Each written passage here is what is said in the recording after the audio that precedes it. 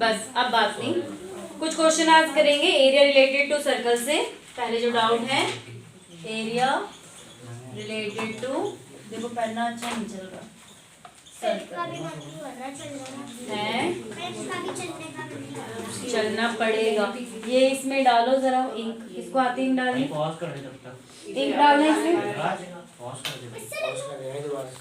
पहला क्वेश्चन है find the area, यहाँ लिखा है find the area of the largest triangle that can be inscribed a semicircle of radius r unit। Inscribe का मतलब समझते हो? इनस्क्राइब्ड एक होता है, सर्कमस्क्राइब्ड एक होता है इनस्क्राइब्ड, है ना। तो इसे कहा find the area of largest triangle that can be inscribed a semi circle. ये एक आपका वो है सर्कल, ये इसका सेंटर पॉइंट है, ये मैंने बना दिया इसको सेमी सर्कल। तो इसके अंदर सबसे बड़ा वाला एंगल इसका एरिया निकालना है आपको, ठीक है। अब इसका एरिया निकालने के लिए आप क्या करेंगे, लार्जेस्ट एंगल पता है कौन सा बनता है सेमी सर्कल में? 90 डिग्री का। सबसे बड़ा एंगल एक सेमी सर्कल में बनता है 90 डिग्री का, है। Find the area of the largest triangle, half into base into height, और क्या ही होगा इसमें? मैं तो सीधा लार्जेस्ट एंगल 90 तो 90 हो जाएगा। नहीं, इसे तो एरिया फाइंड करने के लिए कहा है ना। रेडियस दी हुई है आर, ये आर दिया हुआ है, ये भी आर होगा, तो दोनों मिला के 2r हो गया, है ना। और लेकिन हमारे पास ये नहीं है ना, उसके लिए तो फिर हमें पता है क्या करना पड़ेगा, इसका एरिया निकालने के लिए। अब एंगल भी तो क्या ही बन रहा है, ये तो सेगमेंट सेक्टर भी नहीं बन रहा। या तो हम इसको ऐसे बनाए, लेकिन ऐसे नहीं बनेगा। ये half into base into height करके निकलेगा, लेकिन इसका वो नहीं दिया हुआ साइड। सोचो अभी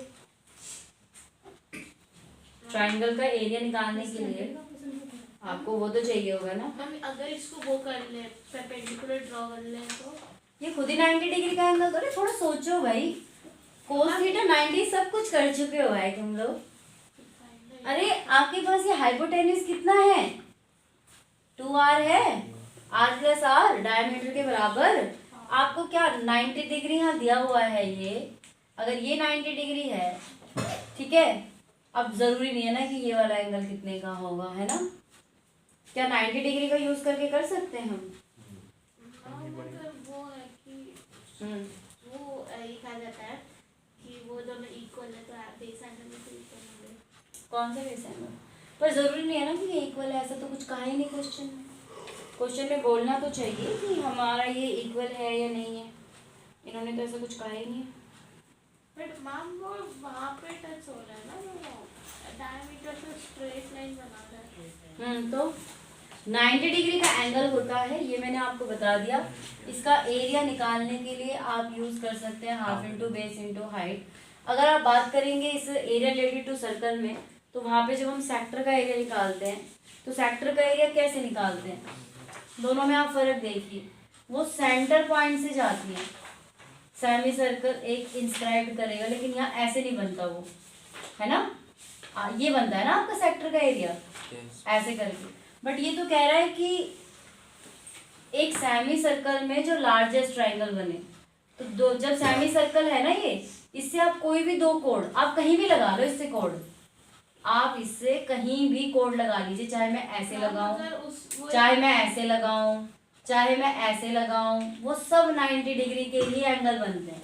ये थ्योरम है 9th क्लास में। एक होता है, तो होता है मेजर सेक्टर पे, माइनर सेक्टर पे एक और सेक्टर होता है, एक तो माइनर सेगमेंट होता है ना। फिर एक तो सेक्टर में बढ़ गया, एक सेगमेंट में बढ़ गया। सेक्टर कर रहे हो हैं? मेजर सेगमेंट माइनर सेगमेंट नहीं हाँ, तो but इसका एरिया निकालने का देखो मैं बट मैम उसमें तो इक्वल है ना, एक तो मेजर सेगमेंट होता है, एक माइनर सेगमेंट होता है और एक और सेगमेंट होता है वो जो डायमीटर से जो डिवाइड इक्वल सेगमेंट इक्वल है, सेमी तो मैम सर्कल। हम उस उसका सेक्टर का जो एरिया निकालेंगे उसमें से फिर नहीं आ सकता।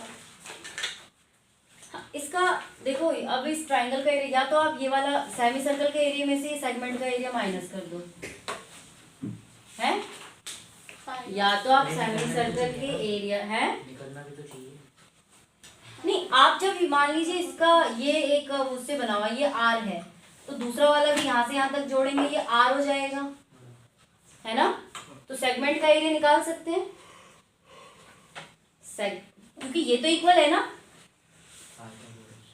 ये इक्वल है तो ये वाला एंगल तो इक्वल होगा,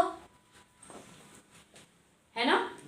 पाइथागोरस थ्योरम से क्यों भाई, तुम्हारा तो खुद का फॉर्मूला है सेगमेंट का, area of segment, area of segment निकालने का है, area of sector, area of sector minus area of triangle. Area of sector आप कैसे, अब ये वाला एंगल नहीं है हमारे पास, नहीं है ना, मैम 90 डिग्री हो जाएगा।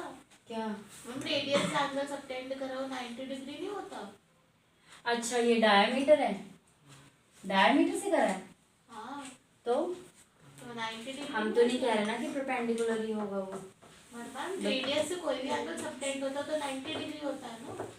ये 90 तो ये 45 हो जाएगा, है ना, ये भी 45, ये भी, अगर ये 45 है तब तो निकल ही गया तुम्हारा, मान लीजिए ये वाला एंगल 45 आता है, अब वो होगा क्योंकि वो रेडियस हो गया ना दोनों तरफ। तो फिर आपको निकालना और भी आसान है, फिर इसकी जरूरत नहीं पड़ेगी। फिर आपके पास अगर हाइपोटेन्यूज है और ये 45 डिग्री है, तो मुझे आपको ये दिया हुआ है, ये पूरा यहाँ से यहाँ तक ये दिया हुआ है, ठीक है, हाइपोटेन्यूज, और मेरे को क्या निकालना है, बेस समझ लीजिए इसको। तो हाइपोटेन्यूज और बेस कौन सा वो है,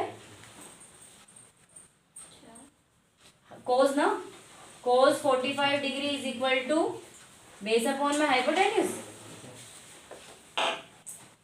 अरे कोस 45 डिग्री कोस किसके बराबर होता है, परपेंडिकुलर, बेस अपॉन में हाइपोटेन्यूज। Yes ma'am. ठीक है, कोस 45 की वैल्यू क्या होती है, कोस 45 की वैल्यू 1/√2, तो ये इधर जाके इंटू हो जाएगा, तो बेस की वैल्यू आएगी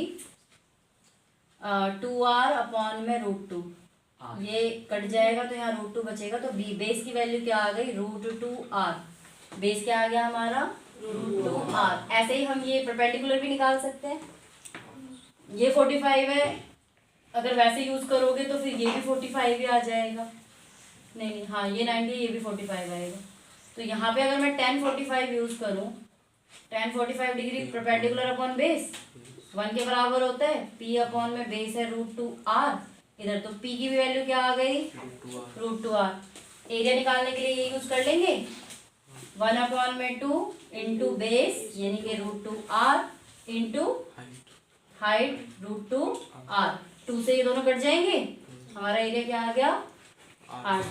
थोड़ा सा दिमाग तो लगाना ही पड़ेगा, 9th क्लास की थ्योरम की तरफ जाना ही पड़ेगा, ऐसा नहीं होता कि आप बिना जाए, वैसे क्वेश्चन इसमें इतना कुछ खास था नहीं, बट थोड़ा आपको 9th में जितने भी थ्योरम पढ़ी है, 9th की थ्योरम क्या कहती है कि अगर कोई भी एंगल सेमी सर्कल के अंदर डायमीटर को यूज करके बनता है, तो वो इसके कहीं भी सर्कमफ्रेंस को टच करे तो वो 90 डिग्री का एंगल बनेगा, पहले थ्योरम, ठीक है। डायमीटर से आप सीधी कोई भी लाइन खींचेंगे वो परपेंडिकुलर ही होती है, ठीक है, ऐसे कोड की तरफ जाएगी तो भी वो परपेंडिकुलर ही मानते हैं, लेकिन वो ये वाली परपेंडिकुलर बनती है 90 डिग्री, तो उस हिसाब से हमने निकाल लिया। तो आप कोस थीटा ये करके यूज कर ही सकते हो। अगर आपको एक हाइपोटेन्यूज दे रखा है तो आपके लिए ये निकालना आसान हो जाता है, क्या कहते हैं इसको, परपेंडिकुलर और बेस, ठीक है। जब भी कभी आपको एक चीज दी हो तो बाकी चीजों के लिए आप थोड़ा वो निकाल लीजिए। चलो बंद कर दो अपने आप लोग।